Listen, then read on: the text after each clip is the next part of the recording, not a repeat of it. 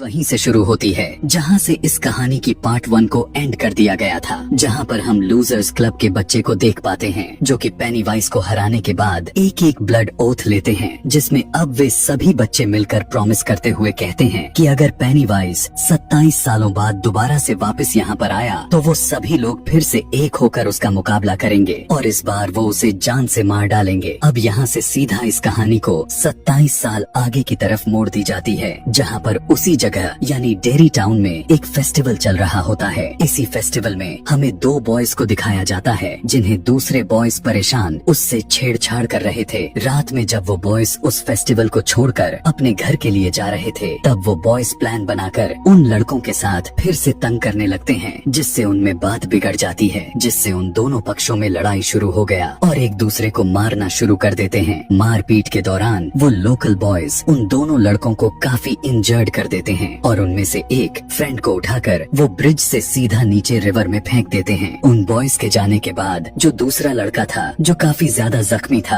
अपने फ्रेंड को ढूंढने के लिए ब्रिज के नीचे आता है। ब्रिज के नीचे जैसे ही वो आकर देखता है कि उसके फ्रेंड को पेनीवाइज ने पकड़ा हुआ है और देखते ही देखते पेनीवाइज अपने बड़े बड़े खतरनाक दांतों को बाहर निकालता है और उसके दोस्त को काट कर खा जाता है। यहाँ पर यह बात साबित हो जाता है कि 27 सालों बाद पेनीवाइज फिर से वापस आ चुका है और उसका लोगों को मारने का सिलसिला भी शुरू हो चुका है। इसके बाद हमें माइक को दिखाया जाता है। अब क्योंकि 27 साल गुजर चुके थे तो वो भी काफी बड़ा हो चुका है। उस बॉय की डेथ की न्यूज को सुनकर माइक उसी रिवर के पास चला जाता है। वो वहाँ ब्रिज के पिलर पर देख पाता है कि कम होम 3 बार लिखा हुआ था, जिसे देखकर माइक फौरन समझ जाता है कि पेनीवाइज वापस आ चुका है। माइक लाइब्रेरी में आकर लूजर्स क्लब के बाकी मेंबर्स के इनकी डिटेल्स के साथ उनकी कॉन्टैक्ट नंबर ढूंढना शुरू कर देता है। सिर्फ माइक ही था जो डेरी टाउन में रह गया था, क्योंकि उसके बाकी के फ्रेंड्स अलग अलग जगहों पर सेटल्ड हो चुके थे। कॉन्टैक्ट नंबर निकाल लेने के बाद वो उन सभी को एक एक करके कॉल करता है। माइक सबसे पहले विल को कॉल लगाता है, जो कि अब वो एक बहुत पॉपुलर राइटर बन चुका था। पहले तो वो माइक को पहचान नहीं पाता, लेकिन कुछ ही समय के बाद वो पहचान जाता है। माइक उससे मिलने के लिए कहता है और वो फाइनली विल एग्री भी हो जाता है। इसके बाद माइक बेन को कॉल करता है, जो कि अब वो काफी रिचेस्ट पर्सन हो चुका था। यहाँ पर तो पहले वो भी माइक को नहीं पहचान पाता। इसके बाद माइक बेवर्ली को कॉल लगाता है और वो अब एक बहुत ही ज्यादा रिचेस्ट मैन की वाइफ थी। यहाँ पर हम देखते हैं माइक की कॉल पर बात करते हुए देखकर उसका हस्बैंड उसे मारने लगता है। बदले में बेवर्ली अपने हस्बैंड को पंच मारकर वहाँ से निकल जाती है। जिसके बाद सबसे लास्ट में माइक अपने आखिरी फ्रेंड को कॉल करता है, लेकिन वो उसकी कॉल से इतना ज्यादा पैनिक हो जाता है कि वो बाथटब में अपनी वेन को काटकर सुसाइड कर लेता है। और सुसाइड करने वाले फ्रेंड का नाम स्टैनली था। वो सारे के सारे फ्रेंड्स डेरी टाउन में वापस आ जाते हैं और वो सभी एक रेस्टोरेंट में एक दूसरे से मिलते हैं। अब क्योंकि उनकी यादें डेरी टाउन में थी, तो एक दूसरे से मिलकर काफी भावुक हो जाते हैं। एक दूसरे से अपनी बचपन की बात को शेयर भी करते हैं। अब यहाँ पर माइक सभी लोगों को बताता है कि उसने उन्हें यहाँ पर किस मकसद के लिए बुलाया हुआ है। माइक बताता है कि आखिरकार 27 सालों बाद पेनीवाइज वापस दोबारा से आ चुका है और लोगों की मरने की खबरें आती जा रही हैं। ब्लड ओथ थी,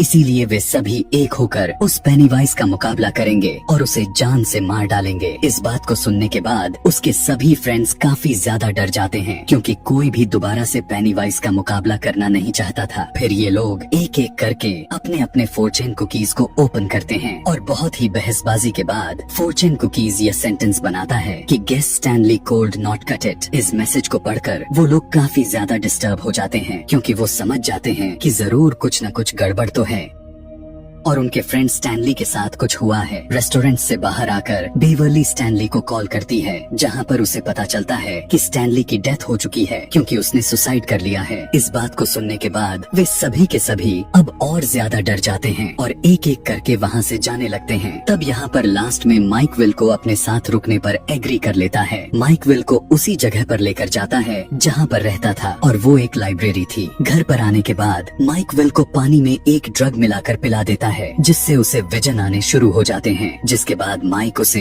एक एंसेंट श्रामिक दिखाता है जिसमें वो पेनीवाइज को कैद कर सकते हैं। माइक विल को बताता है कि 18वीं सदी में एक अमेरिकन ट्राइब ने रिचुअल परफॉर्म करके पेनीवाइज को इस एंसेंट श्रामिक में कैद किया था और वो ट्राइब से मिलकर आया था और साथ में उनका श्रामिक भी चुरा लाया था ताकि वो पेनीवाइज को इसमें कैद कर सके। विजन की वजह से विल वो सब कुछ देख लेता है जो माइक के साथ हुआ था और फाइनली वो तैयार भी हो जाता है। दूसरी तरफ होटल में बेवर्ली बेन को बताती है कि उसने हमेशा अपने स्केरी ड्रीम्स में अपने फ्रेंड्स को बार बार मरते हुए देखती है। वो बताती है कि उसने यह भी पहले से देख रखा था कि उसका फ्रेंड स्टैनली सुसाइड करके ही मरेगा और यहाँ पर वे सभी सोचने लगते हैं कि अगर उन्होंने पेनीवाइज को नहीं मारा तो वो सभी फ्रेंड्स एक एक करके मरते रहेंगे जैसे बेवर्ली ने अपने सपनों में देख रखा है। और फाइनली ये सभी भी माइक का साथ देने के लिए तैयार हो जाते हैं और तभी वहाँ पर माइक और विल भी आ जाते हैं और वे सभी फ्रेंड्स मिलकर अब पेनीवाइज को खत्म करने का प्लान बनाना शुरू कर देते हैं। माइक उन्हें बताता है कि पेनीवाइज को मारने के लिए उन्हें एक रिचुअल परफॉर्म करना होगा और इस रिचुअल में उन सभी फ्रेंड्स को उसके पास्ट से कनेक्टेड चीजों को लाना होगा ताकि वो उन सभी जांचों को जलाकर पेनीवाइज को मार डाले और ये सब कुछ वो उस एंसेंट श्रामिक में ही करेंगे। और वो सभी फ्रेंड्स अलग अलग होकर अपने पास्ट से कनेक्टेड चीजों को ढूंढने लग जाते हैं। सबसे पहले बेवर्ली अपने उस घर में जाती है जहाँ पर वो बचपन में अपने फादर के साथ रहा करती थी। वहाँ पर वो एक लेडी से मिलती है जो अब वो उसी घर में रह रही थी। बेवर्ली रूम के हॉल में उस लेटर को निकालती है जो बचपन में बेन ने उसे दे रखा था। यहाँ पर हम देखते हैं कि बेवर्ली जब वहाँ से जाने लगती है तब वही बूढ़ी औरत एक भयानक सी दिखने वाली डिमन में बदल जाती है और बेवर्ली पर अटैक कर देती है। लेकिन सही समय रहते हुए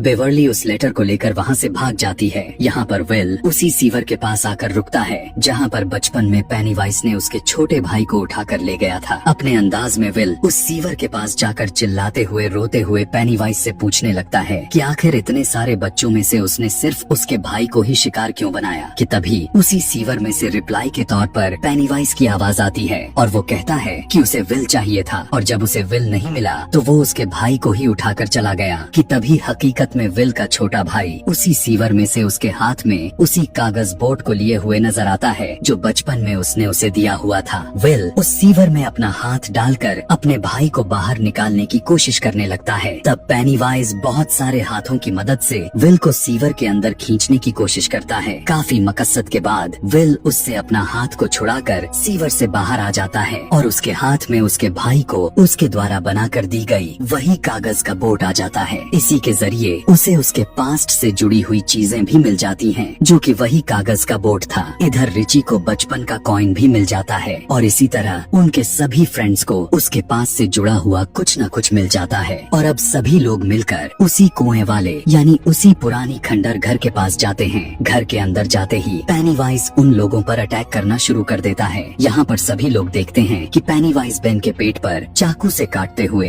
होम एट लास्ट लिखता है। कि तभी उनके सामने अचानक से उनके फ्रेंड स्टैनली की बचपन का हेड निकलकर बाहर आता है जिसमें स्पाइडर की तरह बहुत सारे पैर बाहर की तरफ निकल कर आते हैं और फौरन स्पाइडर हेड रिची पर अटैक कर देता है जिसे विल और बेन दोनों मिलकर बचाते हैं। फिर ये सभी लोग घर के अंदर उस कुएं के पास जाते हैं तो वहाँ पर उन्हें एक खुफिया रास्ता मिलता है जो कि एक काफी बड़ी गुफा थी। उस केव के रास्ते से होता हुआ वो लोग उस जगह पर पहुँच जाते हैं जहाँ से पेनीवाइज पहली बार हमारी दुनिया में आया हुआ था। वहाँ पर आकर ये सभी देखते हैं कि वहाँ उस जगह पर काफी बड़ा एक स्ट्रक्चर बना हुआ था। ये लोग उस स्ट्रक्चर के अंदर जाकर चारों तरफ खड़े हो जाते हैं और उसके बिल्कुल बीच में माइक अपने साथ लाया हुआ एंसेंट श्रामिक को रख देता है। माइक उस एंसेंट श्रामिक में आग लगा देता है और सभी लोग अपने पास्ट से जुड़ी हुई चीजों को निकालकर उसमें डाल देते हैं और फिर ये लोग एक दूसरे का हाथ पकड़कर रिचुअल को स्टार्ट कर देते हैं जिसमें वे सभी फ्रेंड्स एक ही लाइन को रिपीट करते रहते हैं। वो यह था, turn lights into dark. Ritual करते समय 3 लाइट्स ऊपर की तरफ से नीचे श्रामिक में आते हुए दिखाई देते हैं। दरअसल ये तीनों डेड लाइट्स ही पेनीवाइज की असल फॉर्म थी। धीरे धीरे वो तीनों लाइट्स उस श्रामिक के अंदर आ जाते हैं जिसके बाद माइक इस श्रामिक को ढक देता है। लेकिन तभी वे सभी देखते हैं कि उसमें से एक रेड कलर का बैलून बाहर निकल कर आता है और वो बैलून बहुत ही बड़ा हो गया और कुछ समय के बाद फट जाता है और फिर वे देखते हैं कि उसमें से तो पेनीवाइज निकलता है। पेनीवाइज उन सभी लोगों को टोल्ड करते हुए कहता है कि क्या तुम सभी लोगों को माइक ने रिचुअल के बारे में नहीं बताया। पेनीवाइज उन्हें यह भी बताता है कि इस रिचुअल के मुताबिक जो भी लोग इस रिचुअल को कंप्लीट कंप्लीट करेंगे वो फाइनली मारे जाएंगे। और इस बात को माइक ने अपने फ्रेंड्स से हाइड छुपा कर रखा था। उसकी इस बात को सुनकर सभी फ्रेंड्स काफी ज्यादा घबरा जाते हैं और माइक पर गुस्सा करने लगते हैं कि तभी देखते ही देखते